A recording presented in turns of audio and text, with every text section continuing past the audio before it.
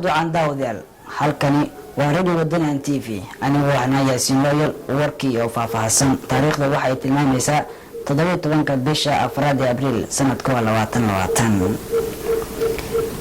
haddii aan ku bilaabo dawladda federaalka Soomaaliya waxa ay khafiifinaysaa bandowga ay soo rogtay sabab la xiriira bisha barakeysan ee Ramadaan